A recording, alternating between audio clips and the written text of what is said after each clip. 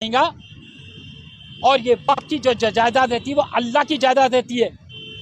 हमारे आबो अजाद मुसलमानों के फलाह बहबूद के लिए, तालीम के लिए, माशियत के लिए ये ज़मीनात वक्फ करके गए।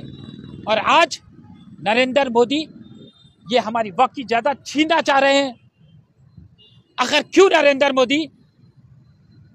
आप तो कहते हैं सबका साथ सबका विकास, आप फिर एक नफरत की निगाह से क्यों देखते हैं मुसलमानों को?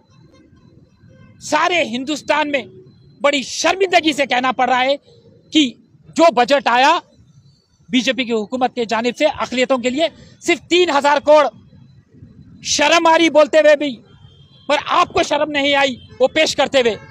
और ये आरएसएस बीजेपी संघ परिवार को मैं आगाह करना चाह रहा हूं कि हम तुम्हारे आंख नोच लेंगे, तुम्हारे दामन को तार तार कर देंगे। अगर हमारे अल्लाह की जायदाद के करीब आएंगे तो हमारे मस्जिदों को आप टारगेट करते हैं, दरगाहों को टारगेट करते हैं, मदरसे को टारगेट करते हैं, करके अब पूरे हिंदुस्तान में जो नफरत का माहौल था, नफरत का बाजार को और आगे बढ़ाना चाह रहे हैं। अस्सलाम वालेकुम, नमस्ते, सत श्री अकाल।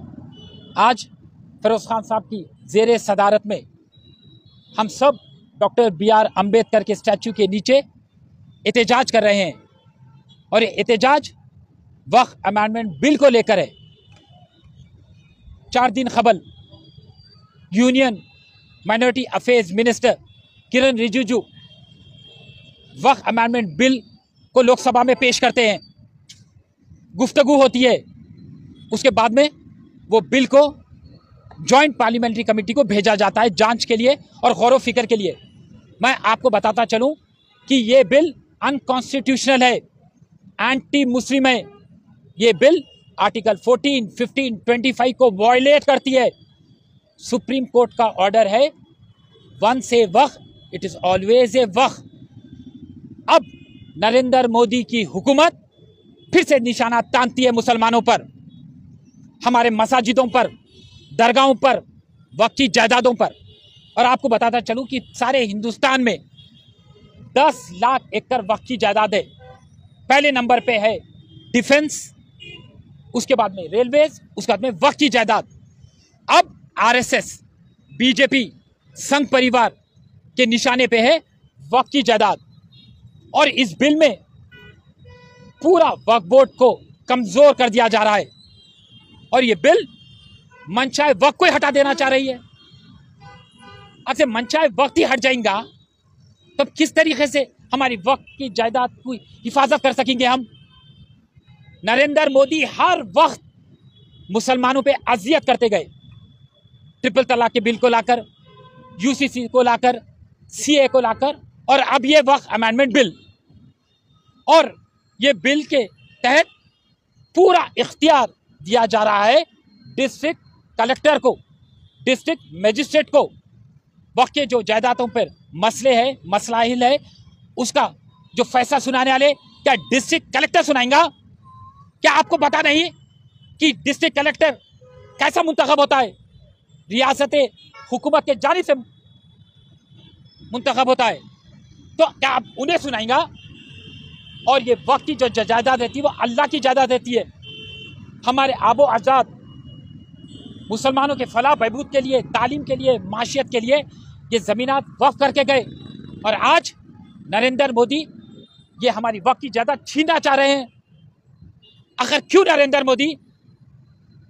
आप तो कहते हैं सबका साथ सबका विकास, आप फिर एक नफरत की निगाह से क्यों देखते हैं मुसलमानों को?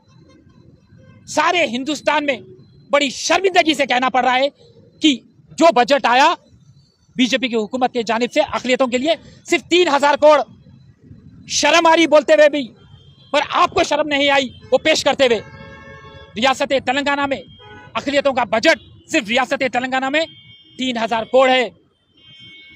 नरेंद्र मोदी का एक ही मंशा रहता है, इंतखाबात से पहले ऐसी कोई बिल पेश करो, ऐसा कोई फितना पैदा करो जो हिंदू और मुसलमान के बीच में इंतशार पैदा करे। आज वही कर रहे हैं आप हिंदू और मुसलमान को लड़ाना क्यों चाह रहे हैं? आपको पता नहीं है कि वक्फ बोर्ड एक ऑटोनोमस इंडिपेंडेंट बॉडी है, मजहबी इदारा है, मुक़द्दस बोर्ड है, और उसमें आप गैर मुसलमान को शामिल करना चाह रहे। गैर मुसलमानों से कोई तकलीफ नहीं है, हम गंगा जमुना तहजीब को मानते हैं, मगर ये बोर्ड मजहबी बोर्ड है, शरीयत के बिना पे चलता है। तो क्या जो गैर मुसलमान रहेगा बोर्ड का रुकून बनेगा, क्या वो शरीयत को समझ पाएगा? क्या उसके पास वो जज्बा रहेगा? नहीं। ये बिल की सख्त मजम्मत करते हैं हम। अगर से आगे ये बिल को आप अमली जामा पहनाना चाहेंगे, इसको कानून में तब्दील करना चाहेंगे, तो याद करो सीए का जो एहतजाज था उससे ज्यादा बड़े पैमानों पे मुसलमान सड़कों पे उतर जाएंगे। मगर हमारी वक्त की जायदाद की हिफाजत करने के लिए हमको बाखूबी आता दस्तूर में रह के कैसा एहतजाज करना।